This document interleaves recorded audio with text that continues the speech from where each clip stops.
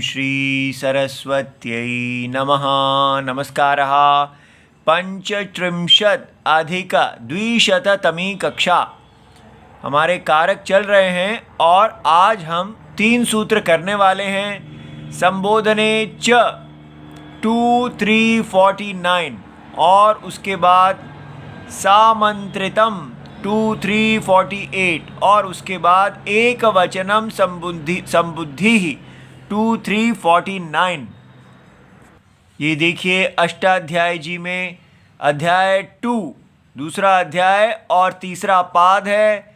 अनभिहिते का अधिकार है जो और पूरा का पूरा पाद तृतीय पाद 73 तक अनभिहिते का ही है। कल हमने प्रातिपादिकार्थ लिंग परिमाण वचन मात्रे प्रथमा ये सूत्र किया है। आज इसी के क्रम में संबोधने च तो प्रथमा की अनुवृत्ति यहाँ आएगी। ठीक है, तो प्रथमा संबोधने च और फिर सामंत्रिते यहाँ पर भी प्रथमा की अनुवृत्ति आएगी और एक वचनम संबुद्धि तो सामंत्रितम यहाँ अनुवृत्ति के रूप में आएगा। अभी देखते हैं। तो यहाँ संबोधने च सप्तमी विभक्ति एक वचनम है, प्रथमा की अनुवृत्ति आ रही है। काशिकाकार शब्द अर्थ देते हैं आभिमुख्यकरणम संबोधनम, अर्थात संबोधनम क्या है कि आपको अभिमुखीकरणम आपकी तरफ बुलाना, किसी को बुलाने के लिए शब्द करना। किमर्थम वचनम आरभ्यते, ये जो सूत्र है ये किस लिए आरंभ किया जाता है? तो भगवान बताते हैं तद अधिके प्रातिपदिकार्थे प्रथमा न प्राप्नोति इति वचनम आरभ्यते। क्योंकि पिछले वाले सूत्र में कहा गया है प्रातिपदिकार्थ मात्रे प्रथमा, केवल प्रातिपदिक अर्थ हो तो प्रथमा आएगी।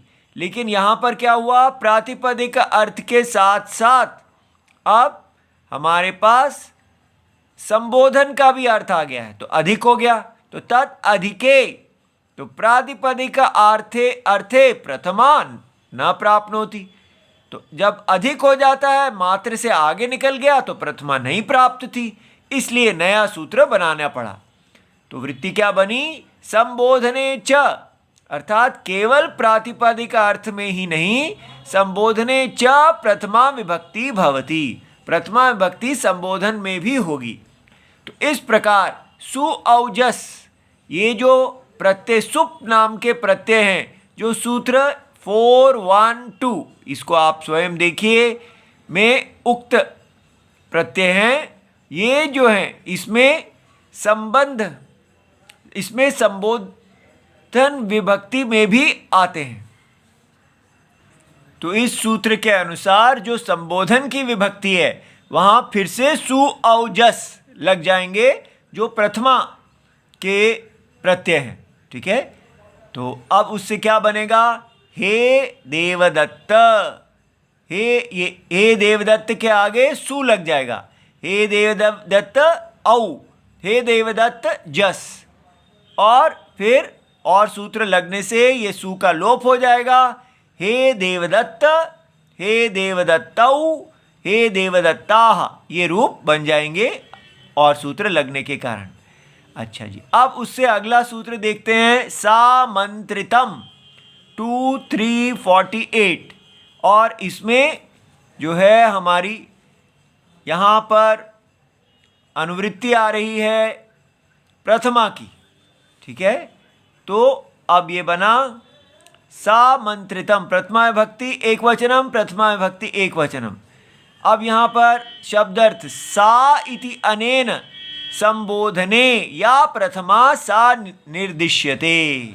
ठीक है, तो संबोधन में जो प्रथमा का निर्देश किया गया है पिछले सूत्र में के संबोधन में, ये देखिए संबोधने च प्रथमा विभक्ति भवति, अब उसी का ही निर्देश कर रहे हैं सा, जिसको संबोधन में प्रथमा विभक्ति का निर्देश किया गया है तो वो उसी को ही यहाँ सा कह के निर्देश कर रहे हैं।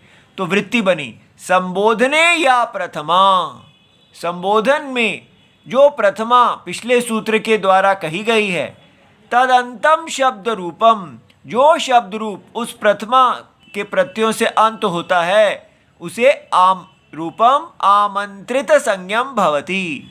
तो आमंत्रित, उसकी आमंत्रित संज्ञा हो जाती है। तो आमंत्रित संज्ञा होने से आमंत्रितस्य च, ये 61198 सूत्र से आमंत्रित संज्ञा के आदि स्वर को भी उदात्त हो जाता है। ठीक है, तो देवदत्त, हे देवदत्त, ऐसे। तो वह जो है यहाँ उदात्त हो जाएगा और उसका कंठ के उच्च भाग से उच्चारण किया जाएगा।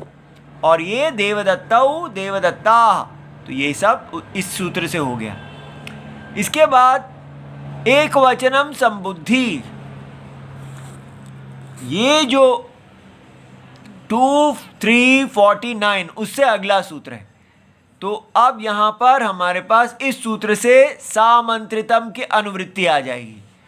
तो ये सब एक वचनम है, प्रथमा विभक्ति, तो वृत्ति बनी आमंत्रित प्रथमायाः। तो तीनों की अब हो गई थी प्रथमा के प्रथमा, एक वचन, द्विवचनम, बहुवचनम, तीनों की आमंत्रित संज्ञा है।